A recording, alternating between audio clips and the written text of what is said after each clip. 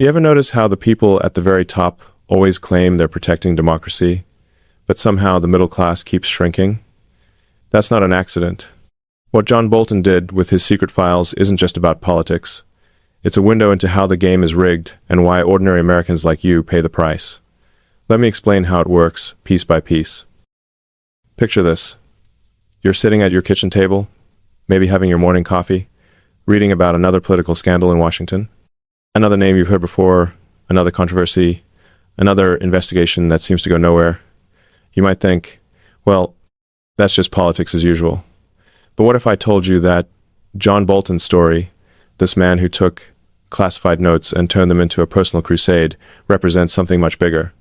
Something that directly affects whether your children can afford a house, whether your grandchildren will have the same opportunities you did, whether the America you grew up in still exists for regular, hard-working families. See, John Bolton wasn't just any government official. He was Donald Trump's national security advisor, one of the most sensitive positions in our entire government. This man sat in rooms where the most classified information in the world was discussed. He had access to secrets that could affect national security, military operations, diplomatic relations with foreign countries. And what did he do with that access? He took notes. Lots and lots of notes. Now, taking notes isn't unusual for someone in government. But here's where it gets interesting, and frankly troubling. According to what we now know, Bolton was what you might call a prodigious note-taker. He wrote down everything, conversations, decisions, classified details. But here's the kicker. When he left the Trump administration in 2019, he took those notes with him. And then, right in the middle of the 2020 election, he decided to turn those notes into a book called The Room Where It Happened. Think about that timing for a moment. We're talking about a man at the very center of national security, taking notes that may have contained classified detail, and then using them in a way designed to damage a sitting president during an election year. That's not just politics, folks. That's a potential breach of trust at the highest level. The Trump administration tried to stop him. They went to court. They filed lawsuits. And you know what's fascinating? The judge, and this was very strange, actually said that Bolton wasn't doing his country any good. She said he was releasing information based on classified files through his notes that wasn't in the interest of the United States, but she didn't issue an injunction to stop him. So, the election happened, Trump lost, Biden came into office, and guess what? The new administration quietly dropped the investigation into Bolton. Just like that. Case closed. Move along. Nothing to see here. Now, you might be thinking, well, maybe there wasn't enough evidence. But let me ask you something. If your neighbor took confidential documents from their workplace and used them to hurt their former boss during a crucial business deal, what would happen to your neighbor? They'd probably lose their job, face legal consequences, maybe even go to jail. But when you're part of the right circle, when you serve the right political purposes, apparently different rules apply. And that brings us to the real question. Is this about John Bolton specifically? Or is this about something much larger? Because when you start connecting the dots, you realize that Bolton's story isn't unique. It's part of a pattern that's been building for years, and it's a pattern that has everything to do with why your purchasing power keeps declining, why your neighborhood keeps changing in ways that don't benefit you, and why the people making the big decisions seem completely disconnected from your daily reality. Let me tell you about some other names you might recognize. James Clapper, former Director of National Intelligence; Andrew McCabe, former FBI Deputy Director; John Brennan, former CIA Director; James Comey, former FBI Director; even Anthony Fauci. Now, what do all these people have in common? They all held positions of incredible power and trust. They all made decisions that affected millions of Americans. And they all, in various ways, used their positions in ways that seemed to serve their own interests rather than the country's. During the Biden years, these people enjoyed what you might call a free hand, a de facto clemency. They were never held accountable for decisions that hurt ordinary Americans. They were given platforms on television, book deals, speaking engagements. They became celebrities in the circles that mattered to the coastal elite. Meanwhile, if you questioned their decisions, if you asked why COVID policies devastated small businesses while big corporations thrived, if you wondered why immigration policies seemed designed to undercut American workers' wages, you were labeled as some kind of extremist. You see, there's a fundamental question about deterrence here. If you don't hold powerful people accountable when they break the rules, they'll keep breaking them. If you do try to hold them accountable, it looks like you're engaging in revenge politics. It's a perfect catch-22 that protects the people at the top, while ordinary folks pay the price. But here's what really gets to me about the Bolton situation, and why it matters so much to understanding what's happening to the middle class. Bolton could have handled his disagreements with Trump professionally. He could have said, look, I'm more of an interventionist. You're more reluctant to use military force around the world. I can't serve you anymore because I don't agree with your policies. He could have resigned quietly, maybe written a measured critique later, like other officials have done. Instead, he really thought, especially after the 6th of January, that Trump was finished politically. He felt that he could contribute to that downfall through the legal battles and public arguments he was having with Trump. He leaked information that his book was going to be a bombshell, a revelation of Trump's supposed illegality and sloppy style. But here's what Bolton didn't understand, and this is crucial. He had no constituency. The man had never been able to get Senate confirmation for any high-level position in a Republican administration. George W. Bush tried to get him confirmed and couldn't do it. He had to make a recess appointment. When Trump was considering him, people said, you can appoint Bolton, but he cannot be confirmed by the Senate. You can only appoint him to positions that don't require confirmation. Bolton was what we might call a creature of the Sunday talk shows. He was everywhere on television, making the case that Trump was dangerous and reckless. He just wouldn't stop. It became an obsession. And he really believed that after the 2020 defeat, after the 6th of January, after all the legal troubles that followed, Trump was finished. Anyone who knew Trump understood that he's what you might call a Nietzschean figure. The more they tried to destroy him, the stronger he would get. But Bolton, like so many others in that elite circle, completely misread the situation. He's like Bill Kristol, John Kasich, Mitt Romney, all these people who went after Trump and then found themselves politically irrelevant. They thought they were on the winning side of history, but they forgot something crucial. They had lost touch with the people who actually vote, who actually work for a living, who actually struggle with rising grocery bills and rent payments. And that's where Bolton's story connects to your story, whether you realize it or not. Because the same arrogance that led Bolton to think he could manipulate classified information for his own purposes is the same arrogance that's been systematically undermining the middle class for decades. Let me paint you a picture of how this works. The Democratic Party, and I'm not trying to be partisan here, this is just observable reality, made a calculated decision sometime in the 1992nd and 2002nd. They looked around and said, we don't need the middle class anymore. We are the wealthy people, but we're the good wealthy people. They partnered with the professional classes that benefited from globalization. We're not just talking about billionaires and multimillionaires, though they were certainly part of it.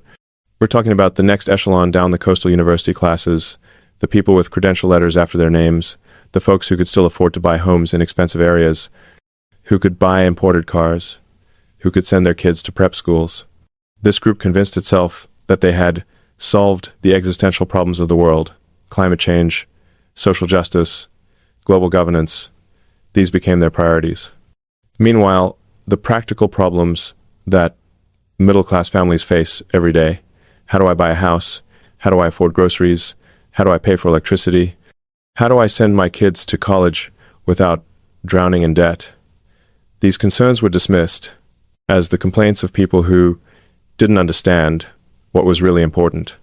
Middle class was labeled as clingers, deplorables, chumps, drags, and garbage. The assumption was that these were the losers of globalization, people who didn't learn how to code, as Joe Biden once said, or who didn't understand that their coal plants were going to be shut down anyway, so they should just accept it. Now, here's where it gets really revealing about the mindset we're dealing with. Remember that woman who went viral after some celebrity event, telling people they shouldn't go to restaurants because Mexican nationals are cooking, and suggesting they should just get over there to Cracker Barrel? The corporate elite heard this and thought, oh my gosh, we can't be associated with this kind of thinking. But here's the thing, the CEOs making these decisions are mostly MBAs from elite universities. They live in the same bubble as the political class. They thought they could be really clever. They'd quietly remove anything that might appeal to what they saw as white nationalist or white supremacist customers. And nobody would object to changing a corporate logo, right? What they didn't understand is that average Americans aren't stupid. When Cracker Barrel starts removing images that reflect rural working-class culture, people understand exactly what's happening. They're being told, essentially, we don't want your business because we don't like you, and we think you represent something shameful about America. The same thing happened with Bud Light's partnership with a transgender influencer, or Target's Pride Month displays in ways that seemed designed to make traditional families uncomfortable. In each case, corporate leaders thought they were being sophisticated, appealing to the values of their fellow elite while avoiding any real controversy. But what they discovered is that there's a breaking point. People get sick of being mocked, dismissed, and told that their values and concerns don't matter. And when that backlash comes, it's not just about beer or retail stores. It's about a much deeper sense that the institutions that are supposed to serve all Americans have been captured by a relatively small group of people who actively dislike a large portion of the country. This connects directly back to John Bolton, because it's the same mindset. Bolton thought he was serving the right people, the people who mattered, the people who would appreciate his insights and buy his books and invite him to the right dinner parties. He never stopped to consider that the classified information he was using might belong to the American people as a whole, not to him personally. He never considered that his timing releasing damaging material about a sitting president during an election might undermine the democratic process he claimed to be defending.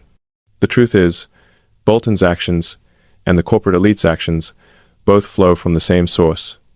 They've convinced themselves that they're smarter, more moral, and more important than the ordinary Americans whose lives are affected by their decisions.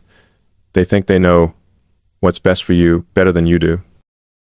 And this brings us to something that might surprise you, how our universities became factories for this kind of thinking. When I was younger, universities were certainly left-leaning, but they were liberal left-leaning. There was still room for debate, still some connection to the practical needs of society. But over the past few decades, they've become what I can only describe as North Korean left-wing institutions.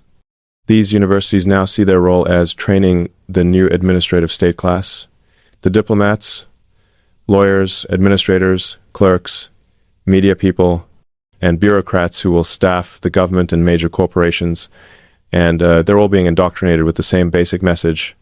Ordinary Americans are the problem. Traditional American values are obstacles to progress. The middle class is selfish and ignorant, and needs to be managed by people who know better. The universities stopped being American institutions and became global institutions. Their goal became training people who would see themselves as citizens of the world first, Americans second, if at all. They developed billion-dollar endowments by charging foreign students premium prices, and they used that money to fund radical DEI programs and hire faculty who actively despise the culture and values of the student's own country. This is where people like Bolton come from, not necessarily universities directly, but from the same mindset that sees America and Americans as problems to be solved, rather than people to be served. Now, here's where this story takes a turn that directly affects every family in America, especially those of you who've watched your neighborhoods change over the decades. The same people who captured the universities had another brilliant idea.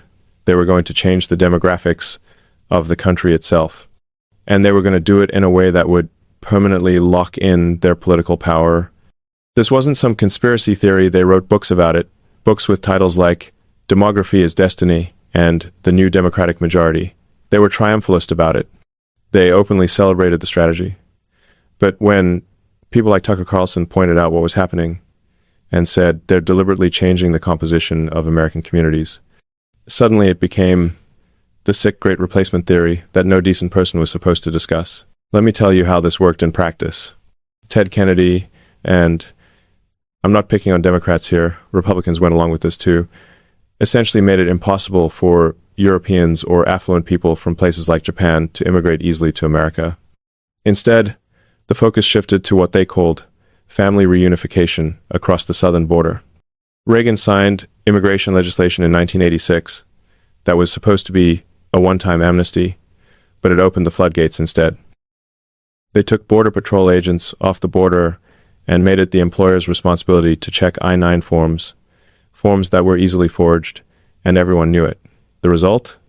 We now have about 50 million people living in America who weren't born here, which is an all-time high of about 15 to 16% of the population. About 30 million of them are here illegally. Now, the political calculation was simple. This is our new constituency. These are people who will vote for the party that promises them the most government benefits and the most protection from immigration enforcement. But here's what they didn't count on, and this is important for you to understand. It didn't work out exactly as planned. Second-generation Mexican Americans started voting more conservatively. More Asian immigrants than expected started supporting traditional values. The demographic strategy that was supposed to guarantee permanent political control began to backfire, finally becoming obvious in 2024. But the damage to the middle class was already done. When you bring in 30 million people who will work for below-market wages, what do you think happens to wages for everyone else? When you suddenly need housing for 50 million additional people, what happens to housing costs? When school systems designed for one population suddenly have to accommodate much larger numbers, what happens to educational quality? The elite response to these obvious consequences was to shame anyone who pointed them out. If you said, "My kid's school is overcrowded and my property taxes keep going up, but the quality is going down," you were called a racist. If you said, "I used to make decent money in construction, but now I'm competing with crews that undercut everyone," you were called a xenophobe. If you pointed out that your neighborhood had changed in ways that made you uncomfortable, you were clearly a white supremacist who needed to be educated about diversity and inclusion. Meanwhile, the people making these accusations lived in zip codes where none of these problems affected them personally. They had private schools for their kids, private security for their neighborhoods, and jobs that couldn't be undercut by imported labor. For them, demographic change was an abstract moral question that allowed them to demonstrate their virtue and superiority over the supposedly ignorant masses. This is exactly the same arrogance we see in John Bolton's story. He thought he could use classified information for his own purposes because he convinced himself he was serving a higher good stopping the dangerous Trump. The people who engineered mass immigration convinced themselves they were creating a more just and diverse America, even though the main result was to crush economic opportunities for working-class Americans of all backgrounds. And if you want to see how deep this mindset goes, just look at how they talk about you when they think you're not listening. We've had prominent figures on television saying things like, "What have whites ever done with music? What have whites ever given the world? They're stupid. They can't think." Now imagine if someone said equivalent things about any other racial group. Their career would be over immediately. There would be no sponsors, no advertisers, no platform.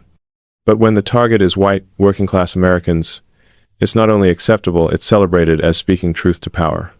This isn't just about hurt feelings. It's about a systematic effort to demoralize and marginalize the people who built this country, who still do most of the essential work, and who represent the largest voting bloc. When you convince people they have no legitimate interests, no valid concerns, and no moral standing to object to policies that hurt them, you can get away with almost anything. The people pushing these narratives didn't realize that 67% of the country identifies as white, and they don't appreciate being told they're inherently evil. They didn't realize that working-class Americans of all backgrounds have more in common with each other than with coastal elites of any color.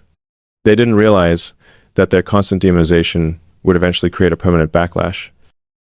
And now we're seeing that backlash. People are sick of it. They're sick of being told that everything wrong with America is their fault.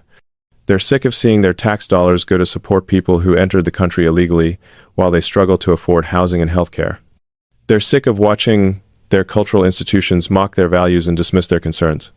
This is why Trump's recent decision to deploy the National Guard in Washington, D.C. is so interesting. For 8 or 9 days, there hasn't been a murder in Washington, something that hadn't happened in years. But instead of celebrating this improvement in public safety, the same people who claimed Trump was a fascist are now complaining that it's only temporary, that he's only going to keep the guard there for 30 days. Think about the logic here. They said he was going to be a dictator who would never give up power. Now they're complaining that he's limiting his intervention to 30 days. They admit that crime will probably return when the guard leaves, which means they're acknowledging that the intervention is working, but they're angry about it anyway. Why?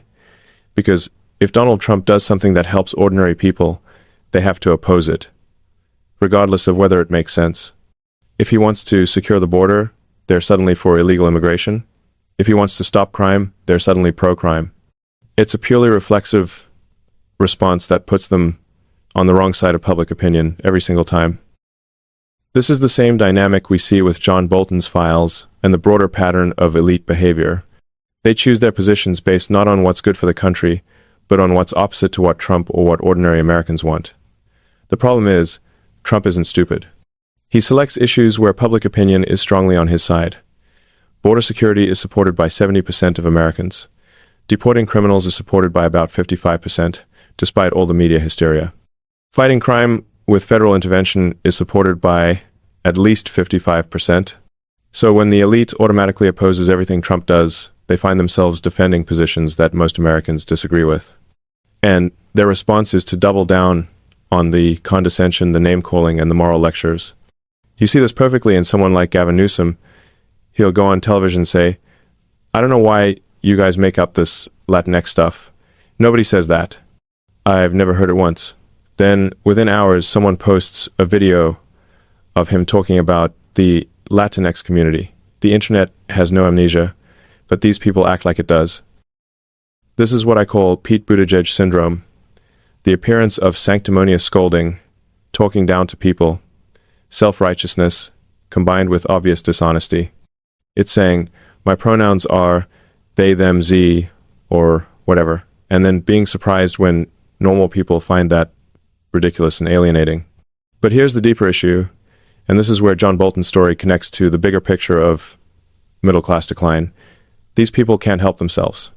They know that their obsessions with diversity, equity, inclusion, political correctness, and racial grievances are killing them politically.